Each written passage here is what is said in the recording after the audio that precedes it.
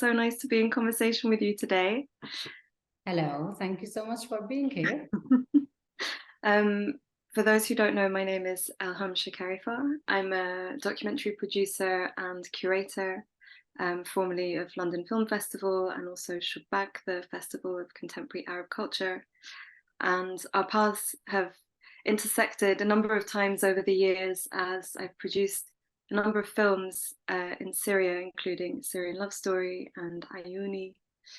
And another reason, I suppose, why this film in particular speaks to me so personally, apart from my own history of migration, is that before working in film, I worked in a community centre with unaccompanied minors, so children who come to this country alone. And I think politics and questions and representations of refugee narratives has always been something very close to my heart and something that I think is incredibly important for us to spend time with, and for kind of more textured narratives to emerge. So when I first heard about this film, I knew that something special was in the making. And I wanted to start with the very first words in the film, which was, I found incredibly moving and also made me reflect on this kind of journey of working with young people who've made a long journey and starting their journey in the UK, and always wondering how it was possible that there was such a kind of vilification of the refugee narrative when these are young people, these are people who we in fact have so much to learn from, have overcome so much. So your first words in the film are, "I'm so proud of you." And I found that incredibly moving, and it kind of spelt out this reframe from the very beginning. I wondered whether you could speak to that and through that perhaps tell a little bit about where this film started, what its genesis was. Thank you so much. I mean, I will cry now. It's just the first question. I think, yeah, that's, I still, every time I rewatch the beginning and I feel like really emotional about this. Because for me, like, it's not just about this relationship I had with Cyril, Kimia, Saeed, Angelina, Wael, and so many people as well behind the scenes, but the fact that within this journey, as I know how far I've come to where I am today, I've just learned about each one of them journey. And for me, like, just being there in that place, and just this was like, you know, my honest feeling towards someone who I know what does it take from them to be able to be in that position. And that's about connection, you know, as a human being. Like, I am very proud of you. And it was just something just said because I felt. And for me, like, actually, while we were editing the film, it was for me like very obvious that this is how this should start. Like, it's actually recognizing, you know, like where we are today and how far we've come as people. I mean, across the film, you can feel some of these moments where I think it was just amazing.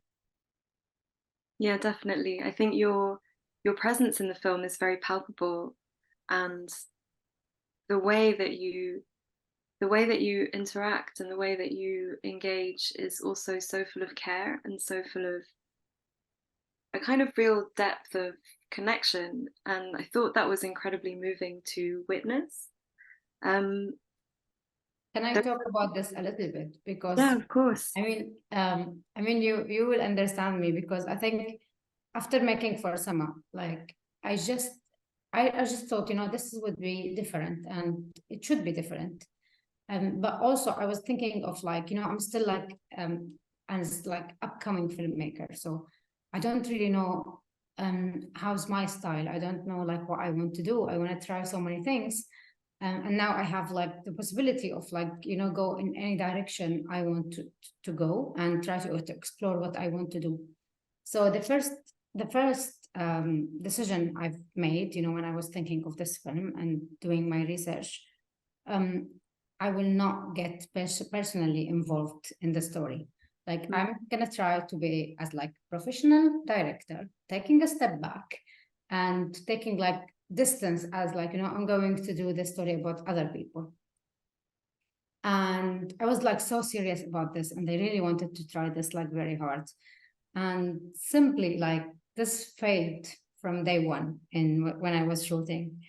And day after day, I was so clearly like seeing that how I wasn't able to pull myself back. And I was emotionally and mentally and physically and everything, like just involved so much in this. And like it wasn't very clear for me that like I was still thinking, I still can separate the story from the reality of that experience with them, and I can be very close to them without really showing this in the film. Mm-hmm. But clearly, like, as we were editing and I was like living my life with them in that 2 years, it was clearly that like, this is actually who I am. This is my style. And I'm exploring now who I am as a filmmaker. And this is how I want to do films. And I was like not shying of, like going through this as part of the story, which for me was really, really important to not just to explore their stories, but also to understand my situation and where I am today after all these years. Yeah. I mean, it's so precious. I feel like, of course, it was going to fail, this idea of not getting involved, because that's so much a part of, I think, not just who you are, but it's such an important part of documentary filmmaking, I think, is, when you have an intention and you're going towards something, you're doing it for a reason. And I think it's really important to honor that reason. But thinking about your place in the film also, because I mean, I think so often documentaries that are made over a long period of time also become like these, like they're woven into our lives and they carry pieces of us as well. And it does feel like you also go on a journey in the making of this film, and it's one that it takes you to it. Well, I'm not going to put words into your mouth. In fact, tell me about your personal journey. We see at the beginning of the film, we do see a little bit of 2016 in Aleppo when you had to leave your home. Yeah, I mean, this is again part of that conversation when I was thinking like, I'm gonna be now a professional director. I'm taking this distance of this. And I thought, like I really need to do something, take me out of my trauma, my own trauma. And I was thinking, like this might be helpful. This is like sport, uplifting film, something really beautiful could be like huge in terms of like hope and like kind of like finding my way of fighting back in different way. But I wasn't thinking at all that would be like a deep journey for me to accept where I am today. So when I was like going through this journey through 2 years of my relationship with the athletes, every time we were talking about something, like I felt that part of me was being revealed. And I revealed it by sometimes like unconscious and sometimes very conscious about what I want to share with them. And what I realized that like when I finished for summer, I was still not able to see where I am today. And that, I moved totally into a new country. I am a refugee here. Like I know I am a refugee here, but my heart, my mind, everything I was doing was still back in Syria. And just taking this decision to make this new friend in totally new stage in my life was for me like something very big, but personally as well, like it was kind of like a therapy for me to realize, where I am today and to accept that it's really okay, even if I'm not feeling okay about, I'm not leaving anything, like behind, or I'm not trying to overcome all of this. Or like turn my back and forget about this, but it's actually like more accepting this pain and being able to reshape it in different way and look for the future. And that's why I think in one way or another, like it helped me a lot to realize like where we are now and how I should look forward. And as much as I was exploring them and their stories and everything, I learned a lot about me and how I was dealing with this trauma. And that's why I think, like even today, when I'm getting the film out, it just opening up so much conversation to me and to my family about all of these issues that I think I wasn't shy at all of facing any trauma I had before about Syria and all of this. But the one trauma I wasn't able to accept that I am today no longer there. And this film allows me to accept this conversation, to feel again that like, no, today I am a proud refugee. I don't want to be like, stereotype other people or even myself into this conversation of like, no, please don't look at me as a refugee. Like, no, I am a proud refugee. And I want people to look at that. And I want other refugees to look at this and reflect on their like experience. And we're not allowing the world to label us in any way. This is part of my identity, and I am proud of that. And I will keep doing everything I can to amplify other people's stories and situations. So I just felt, like it really changed me a lot in terms of how I was thinking. That's beautiful to hear, and also a kind of reflects the way that the past and the present and the future are in a way always collapsed, and they're always in one time as well. And I wonder whether you can reflect on how motherhood also impacts the way that you made the film, because for Summer it was a very clear message in a sense. I feel that clear message has actually continued into this film, and you bring that energy. I wondered whether that's something you could reflect on too. Yeah, I think in For Summer I had one daughter, and then the second one was born at the end. In this film, I had 5 grown-up children from the beginning. And I think, there's, I just, And I'm 2 small laughing. children. Yeah, I'm laughing because I feel like my relationship to each one of them is like, if like, and some of them we are the same age exactly. But the feeling of like motherhood, toward how I was looking at them, even like this first question you mentioned about when I said like I'm so proud of you, like Yeah. honestly I was feeling like my baby, and who's grown up now and he's like doing this. So it was like a lot of how I think we care about people and we love them and we want them to see, not like, it's not about being successful as much as they want them to be happy and they want them to be able to live with their life now. So yeah, and also I think because of one of the characters, Angelina, she's a mother, and her motherhood is a huge part of the story and the sacrifice she made for her child, which reflected a lot for me on what I've been through. And I think there's part of the story where also it's a trauma for me, and it's a pain I couldn't even face, I think, until today. And part of her story reflect a lot on this. When I came to the UK to be a refugee, I had to leave my second daughter behind for 6 months. And at that time, like, I didn't know how long this would be. And for me, like, that's, this is trauma over previous trauma, which leaving Aleppo and surviving all of that madness and death. I had just to like fold this quickly and put it down and live my life over that.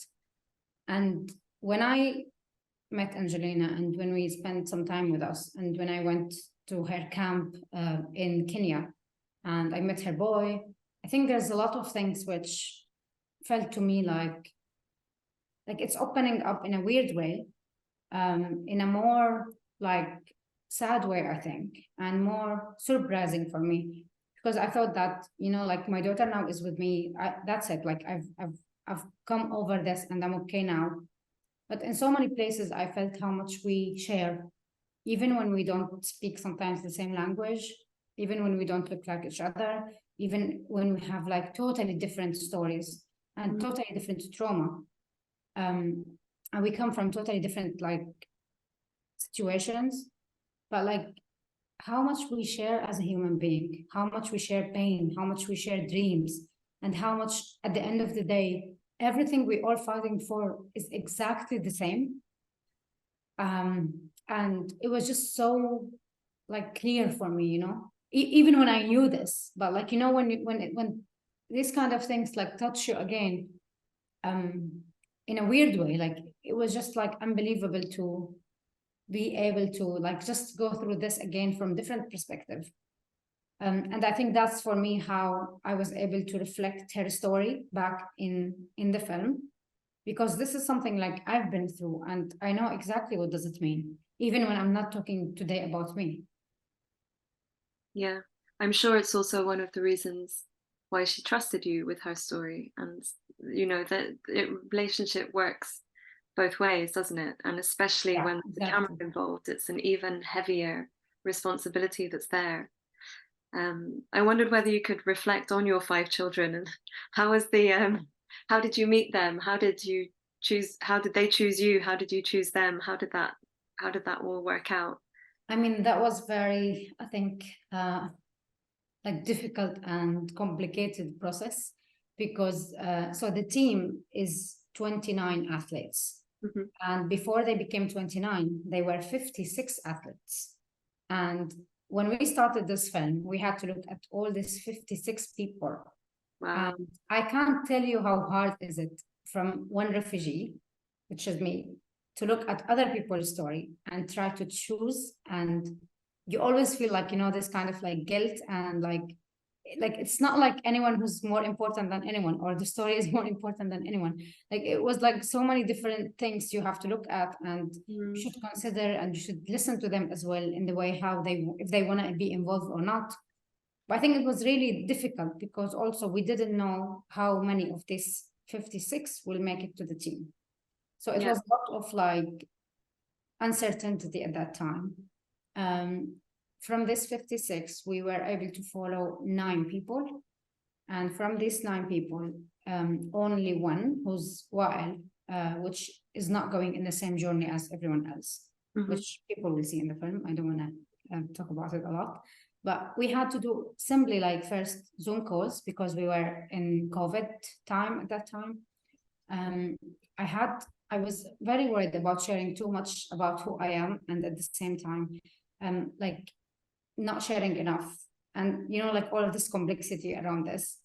But I think it was very difficult moment for them as well, because they had to be like, they are practicing to go to the highest sport like event around the world. So imagine the stress and all of these things. So the film, that one of the least thing they worry about that at this time, and they don't have time for us, and we want to spend time with them, and it's COVID. So there was like a lot of layers of stuff which we were able like to go around. And then some of the other people we couldn't unfortunately keep filming because different like situations, when we were in Tokyo, when we were in Doha, so different things. It ended up with like maybe 7 people when we have kind of like enough story.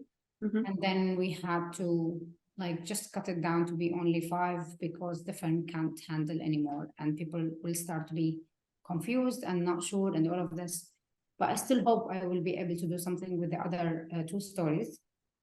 But I think again, it's a lot of like how life goes. So you know, when we were together on the road to Doha and from Doha to Japan, and then after the Olympics, when I followed up with them again,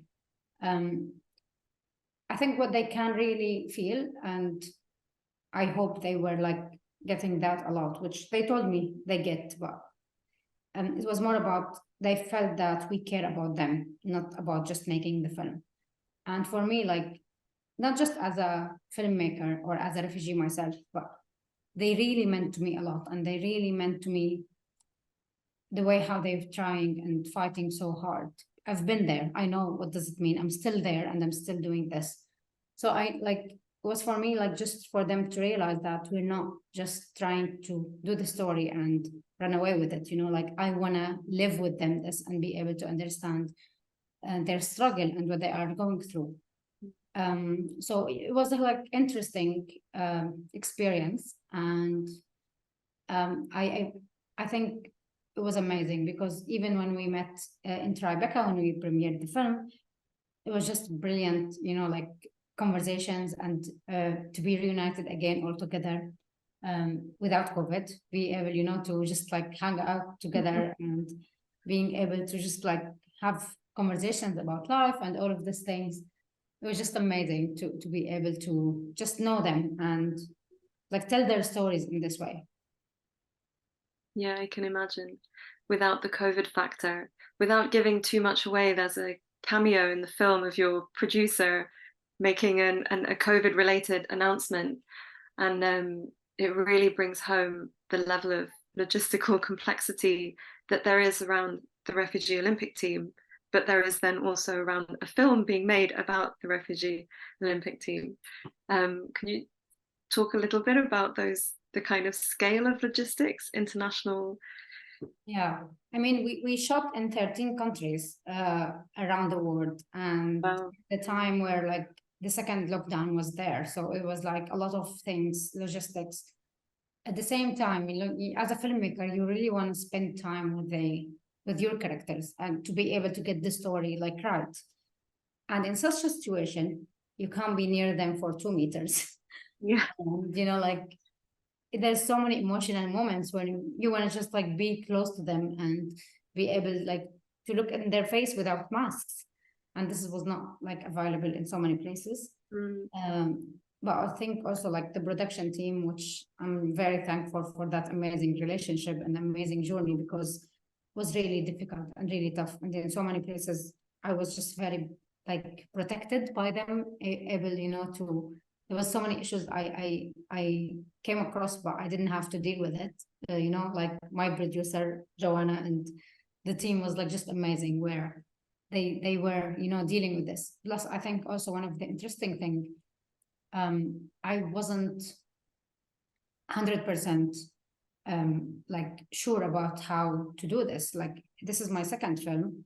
For some, it was very different. I didn't have enough experience on location, and even later when we came to the edit, there was so many things I wasn't really understanding yet. So I like this is for me was more like learning and leading process at the same time, and that was really like I think like an eye-opening experience. And without, you know, the support and the help from all the crew, like every one of them, to the athletes even themselves, you know, to open up in this way and understanding that it's not a usual classic film, you know, like situation. And I've just learned so much, and I was just like so, I think as it was like a therapy journey for me, it was also a very empowering experience, like after making the film. You speak about it with so much humility, but I think, you know, the films that you have made are testament to a real, well, as I said at the beginning, real intention. And I think that's one of the strongest things that can drive you. I feel like making a film, making a documentary that's unfolding in real time is always in some way being a bit lost. And I think you have to be a bit lost. Otherwise, you're just imposing an idea that you can't really have fully formed if you're actually committing to feeling as well.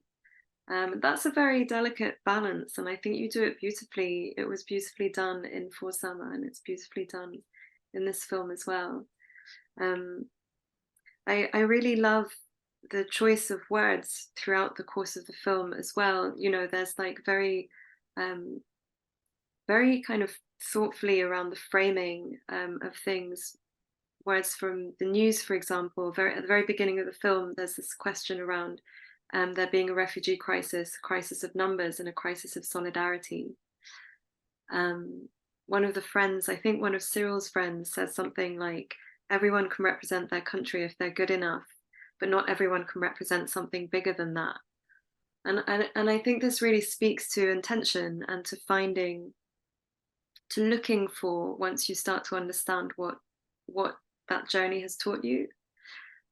You touched on the edit a little bit. I wondered whether you could talk a little bit more about it, because what you managed to do with the film is to juggle these 5 different athletes' stories at the same time, as also representing this kind of backdrop of a much bigger international event, COVID and the Olympics. But they're also like they're multiple rounds, they're you know, different sports, different backstories. There's a lot that's kind of woven through very seamlessly. Yeah, I think it was really interesting because with all this big stage and situation and like occasions of events and things happened, I think I was always reminded back to why I did this film and how I wanted to do this film, and how I wanted to break all the stereotypes that I've been facing myself, and I've seen other friends and family and other refugees around, like where I am today in London and also other places around the world. And also to deal with this news, how do they deal or how they talk about us, I think. And the main simple way when I thought of this film, I was like, I want to do something different. I want to do something without looking at us as refugees, as whether we are like victims or heroes or villains, like there's these kind of like stereotype things. And like we're just ordinary people. We're doing something in a different way. And that doesn't mean like I'm making this less than how we going through this. But for me, like I just really want to deal with everyone as they are, trying, to go through this, like all of these big things as emotionally and mentally from our perspective. I didn't want to I put in some places how the world maybe look at us, or how we would prefer the world to look at us, I think. But more than anything for me was like, I just wanted to show the world who we are. And thinking about all these challenges that we're facing, all the hurdles that we have to come across every single day since we wake up in the morning until we put our head on our pillow, thinking of the families who we left behind, the people who we love, the new communities that we are like emerging in. And I think there's a lot of things going on around the world. And I think even people who didn't have to go through this experience, they still feel and struggle with. But we do this in a way like farther, like journey. And it just, for me, like it was very clear that I was looking inside me to look at these people, and I was looking inside them to be able to reflect the film and put it around in this way. And these like couple of lines you just mentioned, like it is cries of solidarity, and this is what we're seeing today, unfortunately. Similar to what Shyam, like Cyril Koch was saying about, like, no one can, like everyone can represent their country, because that's the normal thing, anyone can do this. And of course this is need like a huge work, and like people are special who can do this, but like not everyone can represent something bigger. And to shape this pain and this struggle we're going through, to be able to reflect back and represent other people who are today like 120 million people, so we're talking about, I don't know how many countries together, because like the number is really big. And as we are watching today, Palestine, like things are going more and more and more. So like the world is not going into any better place, and we need to look into ourselves, and we need to look at a story like We Dare to Dream to really learn a lot and be able to communicate with each other more as a human being. Yeah, definitely. It feels like there is certainly a very important role for storytelling in the midst of all of this, because actually victim narratives, or these narratives, have created a kind of vacuum of understanding. And as storytellers, I think we have a lot of responsibility and a lot to answer for around that. So maybe just to close, I wondered whether we could reflect on a question of hope, I guess. I think we are in a very difficult time, a very overwhelming time, bearing witness to a lot of suffering, and needless suffering as well. And somehow in your films you look forwards and you look towards hope, and you remind of where it is possible to stand and what it is possible to do. That actually we have, we can take actions in our roles and responsibilities, and they might be in very simple things like just standing in the right place or bearing witness in the right way.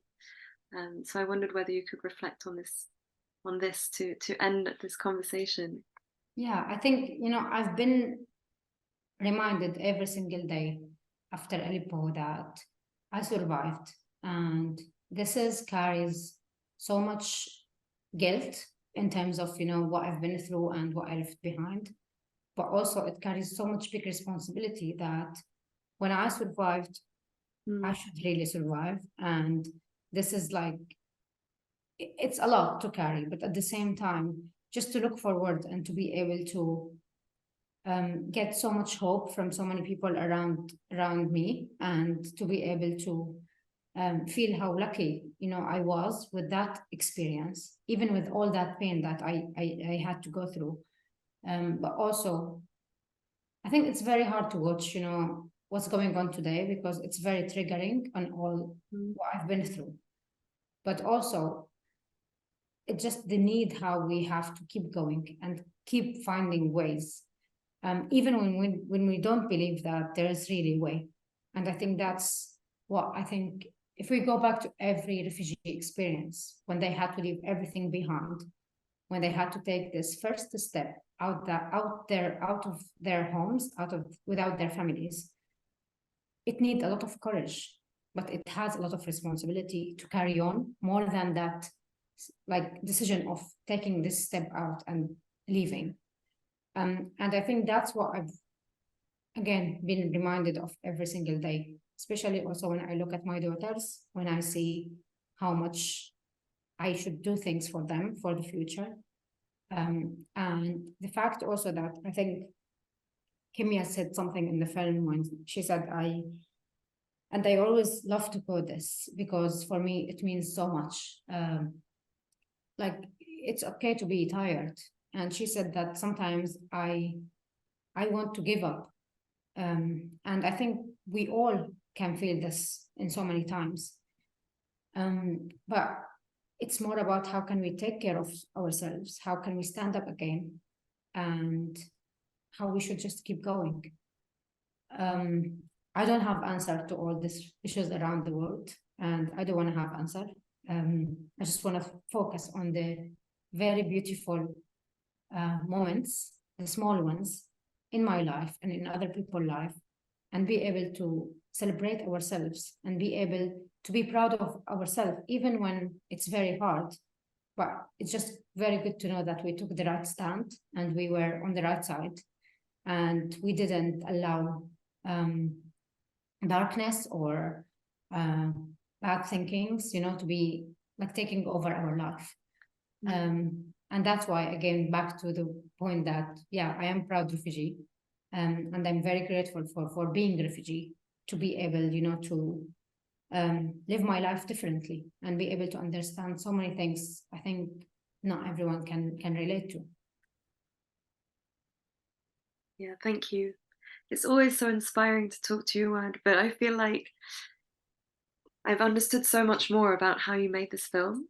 And I find it very moving every time I watch it, but I feel now even more so. I hope it reaches a wide audience. It really deserves to. And I congratulate you, but also the wonderful team of people both made the film and that are in the film. Honestly, I feel sometimes you see these films and there are people within them who you feel will just live with you, and you'll always from time to time wonder how they are and what they're doing, and maybe Google them because they're that kind of person that has some visibility, and just check where they got to in life, because you're really rooting for them. And I mean, honestly, this film was made for love and by love, and it's a lot of love, like behind the scenes and in front of the camera, and it just like filled my life and my heart with so much love, like for everything. So yeah, I'm very grateful for everyone who helped me to do this, and for the athletes themselves, and I would be very grateful for everyone who's gonna watch.